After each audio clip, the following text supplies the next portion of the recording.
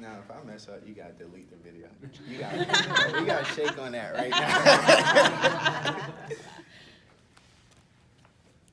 One day,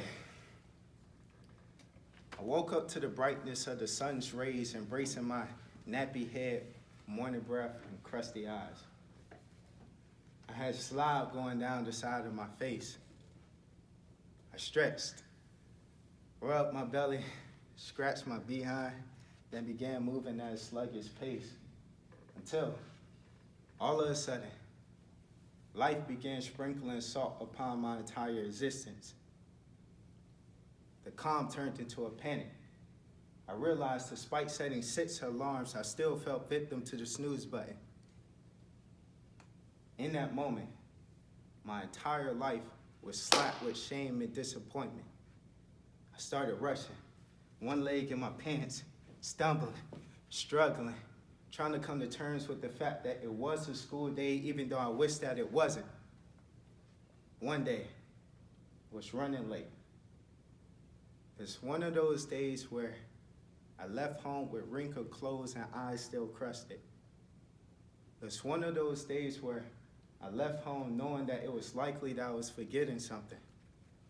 It's one of those days that I had to pray in advance because I knew there was an army of kids ready to push me more than I pushed that snooze button. It was one of those days where I questioned how I was going to make it without my morning coffee. It's one of those days where I tried to slide through the side door of the school hoping no one saw me. I was trying to be incognito as I crossed that threshold. But sure enough, as soon as I touched the hallway, I ran into my principal. Literally. I made her drop her morning coffee. Without blinking, I stared at her, and she stared at me. And based on that series of unfortunate events, I knew what type of day it would be. I sunk my head, trudged upstairs, shame and disappointment weighing heavier than those antiquated history books collecting dust in my classroom. Until, all of a sudden, I heard a voice resounding louder than our typical hallway voice level. Yo, there go Mr. Stephenson! Now, at first, I thought it was just a warning to his peers. But as I grew near, he said the following words. Mr. Stephenson, I was almost sad today. Always miss you when you're gone.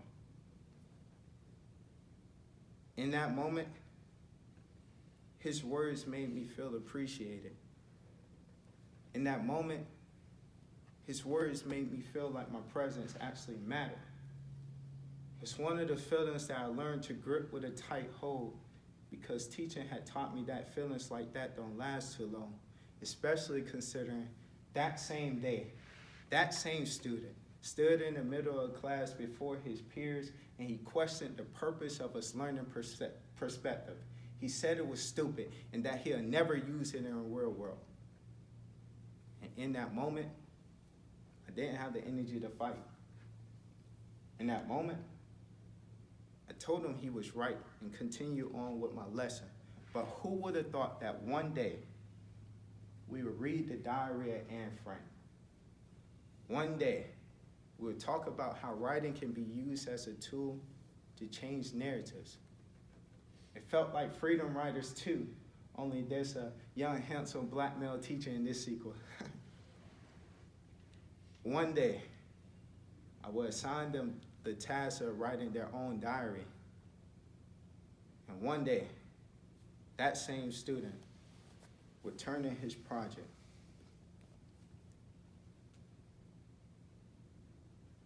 I found that he wrote his entire diary from the perspective of his regret. I found that he wrote his entire diary as a message to himself. He told himself to do better. And who would have thought that same student that they said had anger issues would learn to use writing as a form of expression? Just as one day, another student would share with me their thoughts of depression and suicide in a personal letter, but only after I shared with them that one day I too had struggled with depression. And it's in that moment I realized the importance of stepping outside of your comfort zone. It's vital. And that's exactly how one day I ended up in the audience at one of my students' dance recitals. And I loved it. It was in that moment I realized our students are well beyond their ability to master a content subject. I was mad at myself because that was something that I should have known. But one day it became clear to me. I was riding with my 7-year-old niece. She said, "Uncle Derick, just because you're a teacher don't mean you know everything." And I told her she was right. Because had I known teaching would require me to hold my bladder all day, I probably would have thought twice. I also didn't know I would learn to love kids so much even though they weren't my own.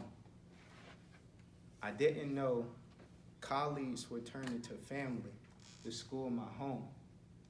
I didn't know I would spend many moments of my life trying to plan the greatest lessons, only to learn that life's greatest lessons are never planned. I didn't know I would spend many nights lying awake in bed, following the rotation of the ceiling fan, questioning if all I had sacrificed was worth it, only to wake up the next day, late, rushing, one leg in my pants, stumbling, struggling, trying to come to terms with the fact that it was a school day even though I wish that it wasn't, feeling weighed down with shame and disappointment, but to have the voice of one of my students reaffirm my purpose. It was in that moment I realized that no day is perfect. It's in that moment I realized that each stage just requires dedication. Each day requires consistency and patience. Each day requires us to stay committed to breaking down the barriers that stand in the way of our children so that every single child in this nation can have the opportunity to attain an excellent education one day.